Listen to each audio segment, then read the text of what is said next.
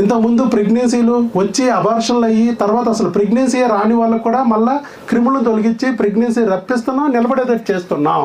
దానికి కారణం క్రిములు కాన్సెప్ట్. ఇది ఎవరు చేయలేంది మేము ఎందుకు చేస్తున్నామంటే ఇది క్రిములు కాన్సెప్ట్ మనం గుర్తించి తొలగిస్తున్నాం.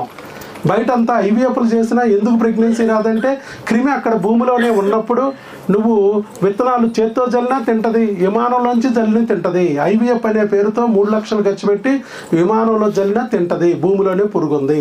అలాగే భార్య గర్భసంచిలోనే పురుగుంది. అది ఐయుఐ పేరుతో నువ్వు వీర్యకణాలను లోపలికి పంపినా గర్భసంచిలోకి వెళ్తాయి.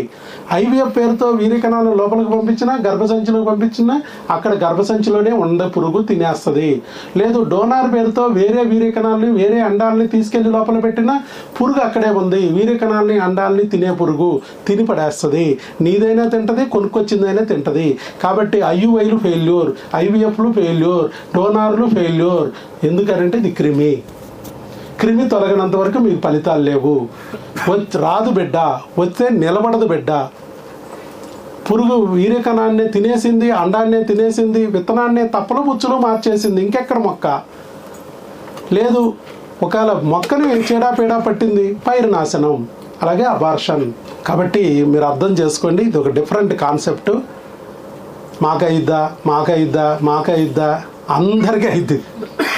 మీరు ఏ సమస్యనో నాకు అనవసరం. నీ ఒంట్లో పురుగు ఉందా లేదా, నీ ఒంట్లో హార్మోన్ తేడా ఉందా లేదా నేను టెస్ట్ చేసుకుంటాను. అందుకే నేను చెప్పింది. అదే పురుగు ఈయనకి అబార్షన్ చేయొచ్చు, అదే పురుగు ఒకరు సిస్ట్ కలిగించవచ్చు, అదే పురుగు ఒకరు ట్యూబులు మూసేయచ్చు, అదే పురుగు ఒకరు 0 కౌంట్ చేయొచ్చు. క్రిమి ఉందా, దానికి బెల్లేసామా, ఈ 4గురికి ప్రెగ్నెంట్లు అవుతారు. మరి మాకు అవుతారో అని అడగండి, అందరికీ అవుతారు.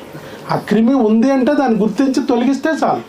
దానివల్ల నీకు ఏ నష్టం జరిగితే ఆ నష్టం నుంచి నువ్వు బయటపడతావు, బిడ్డను పొందుతావు. అదే ఇందాక చెప్పింది నేను ఎగ్జాంపుల్ చేసి. పస్సల్స్ అంటే క్రిములమ్మ. అది కూడా వీర్యకణాన్ని డ్యామేజ్ చేయొచ్చు, ఇబ్బంది పెడతాయి. యూరినరీ ట్రాక్ట్ ఇన్ఫెక్షన్ లాగా వచ్చి అవి భార్యకి అంటుకుని భర్తకు అంటుకుని ఇద్దరిని ఒకరికొకరు అంటుకుని ఆవిడకి అండాలు పోగొట్టచ్చు, ఇటు వీర్యకణాలను డ్యామేజ్ చేయొచ్చు, అలా బిడ్డ రాకుండా చేయొచ్చు. ఒకవేళ బిడ్డ వస్తే అబార్షన్ చేయొచ్చు. కాబట్టి ఆ క్రిములు అనేవి ఏ రూపంలో కనపడినా ఎక్కడ కనపడినా సిగ్నల్ గుర్తించగానే అన్ని క్రిములకి టెస్ట్ చేసుకోవాలి.